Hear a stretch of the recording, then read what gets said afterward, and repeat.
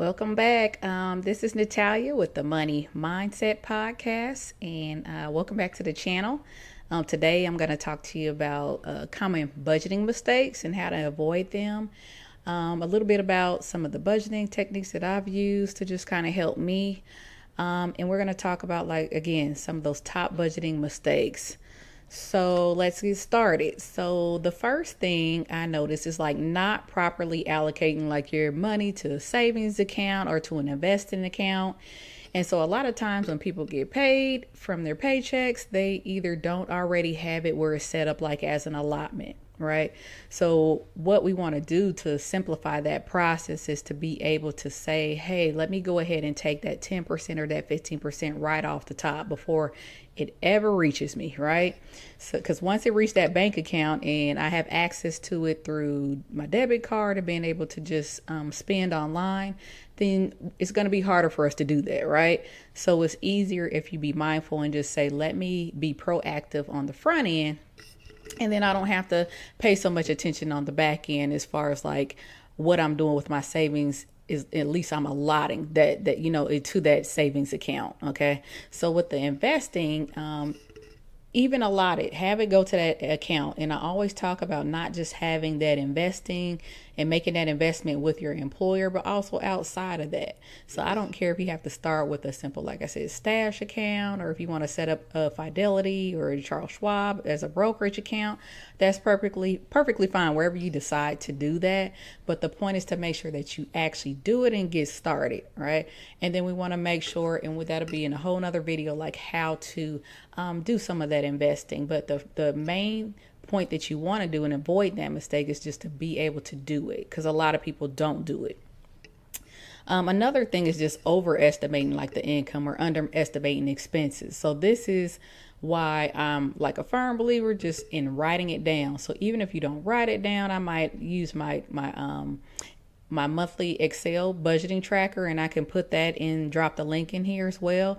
Or also you can use an app. But the point is, do not wait until you actually get the money to say, what am I going to do with the money? Because by the time you get the money, and if you wait, then it's already going to be, oh, I'm going to go ahead and spend $5 over here. I'm going to spend $15 over here just buying me, buy myself lunch or breakfast, right? So we want to make sure that we get a handle on what we're actually spending, right? Because that way you're able to be able to tell, okay, at the minimum, this is how much it requires me to live off of.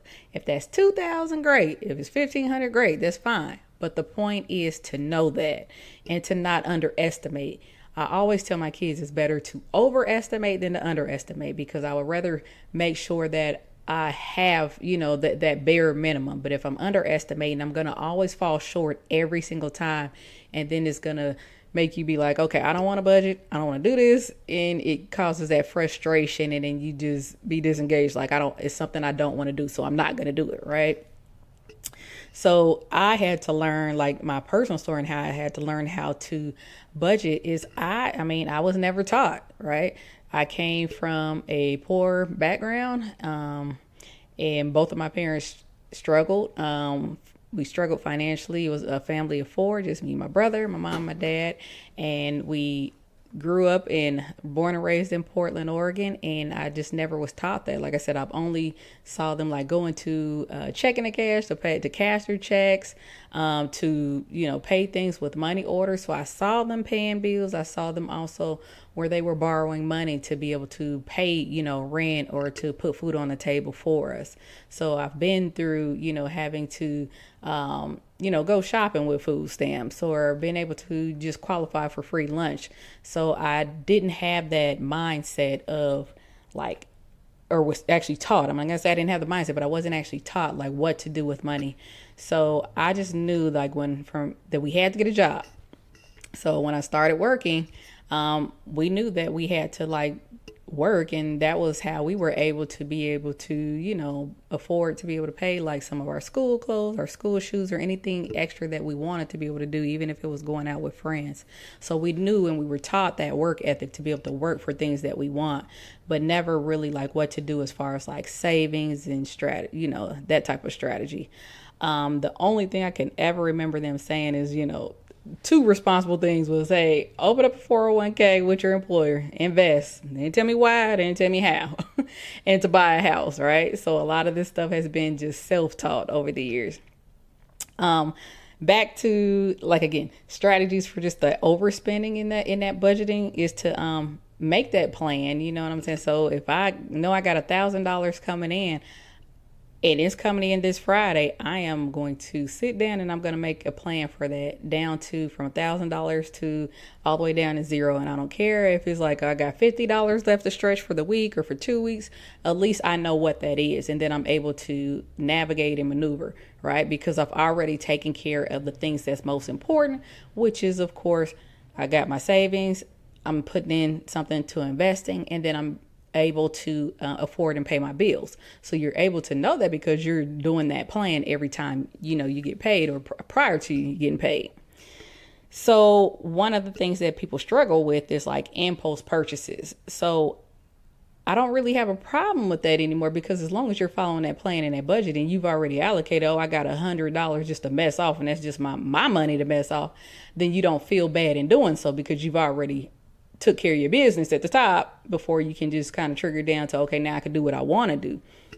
So it's very important, like, especially like as you go through major life transitions, to be able to say, I have a way of earning income. I don't care if it's earned income through an employer, if I got a side hustle, a hustle, whatever that might be, whatever your income is coming through the door, you want to make sure that you always have a plan for it and you're not just out shopping. Okay, so we want to make sure that we're sticking to that budget. So how to stay motivated and disciplined in doing that? Again, it's having those wins. And for me, it's just having a plan. I am innately a planner. And so when I don't have a plan and I don't know when things is happening or life is happening to me, I feel like out of balance, out of whack, and it's just not a good feeling for me. So I have to be, I guess you say, self-motivating in terms of, if I know where I'm going, then I can have some peace and I can at least, you know, work that plan and stay the course. But if I don't know where I'm going and I'm just out here winging it, that is like the most scary and the most frightful thing for me. So that's my way of staying like motivated and disciplined, is just looking at, like, if I don't do this, this is where I end up. And then, of course, being human, I've had those times where I'm like, where did my money go? And then it just puts you right back on that train. This is why I budget. This is why I have a plan for my money, right? So a lot of people say, well, I don't budget, I just live. And you're not living. No, I'm living, but I'm living peacefully, because at least I know what my plan is. What's the goal right now for this pay period? What is it for even 3 months? And I'll even budget sometimes for 6 months out, so I can have that plan, know where I'm going. I'll budget to the end of the year just to be able to tell you how much I might have in my emergency fund, how much I should have projected in my savings account, or like with my kids, I have them do it with like their car fund or their car replacement fund, maintenance fund. It could be for college or anything that they want to save for. Like my 13-year-old daughter already has like a house fund, so that when she's when she get grown, she's able to buy her, you know, have her down payment for a house. So I have her, you know, where she has her Roth IRA, and she's able to work within the business and gain income to be able to save for retirement. She's saving for her college, and we're of course contributing too. And then she's also saving for like a car, for her first car. Now we're going to help her with her first car, but you're going to always need that money for maintenance as well. So just personal insight on how to manage like on a reduced income. Like I said, I know no other way, and I live by it. You have to have that plan. You know, when I go out and I teach kids from ages 5 through adults, I have to have that plan. How do you know where you're going if you have never wrote the plan? And if you don't, that means that it's just, to me, life happening to you. How do you know? So that's my question for you. And I just had to like navigate that, and having a plan. And sometimes your plan is disrupted, right? So I was 24 years into the federal workforce and got caught up in this deferred resignation with the new administration, right? So I was one of the fortunate ones being able to say, hey, I'm going to resign and retire in September. But not everybody was fortunate to do that. So I've always, and I'm very grateful for it, but it's because of the strategic planning and actually following through on my plan that I'm able to sit here and be at peace in the fact that, okay, come September 30th, I'm now going from having 2 paychecks to how do I budget 1, right? And that's just with the employer, right? So we always want to make sure that we're working on that, those side hustles or those other businesses, what is always going to be a way for me to generate income regardless. Because if you work for somebody, there is no guarantee that you will ever have a job when you're working for somebody else, right? So that was one thing that I've, like I said, in starting building this business for the past 2 years. And so it was helpful, and it's giving me peace of mind because of the businesses that we were able to start while I was working. So I encourage anybody, like if you're living right now on that reduced income, budget until you can get your income up, and then you take that income, and then we're going to turn around and we're going to dump it into something that produces money, right? It could be your side hustle, your business, your dream. It could be, it could be stocks. It could be anything that is going to be of value, or, and help you just in case you ever are faced with like a job loss, and just adapting to those life changes, right? So of course, when you go through life changes, your budget is affected, right? But the thing about it is, if you start today instead of waiting, if something do happen, which life is going to happen, you can at least have that buffer. So it's kind of building that buffer between you and life, right? And you want to make sure that if you have that, those entrepreneur skills to be able to start a business, I don't care if it's like I make cupcakes, I can sell my cupcakes. I don't care if it's t-shirts, whatever it might be.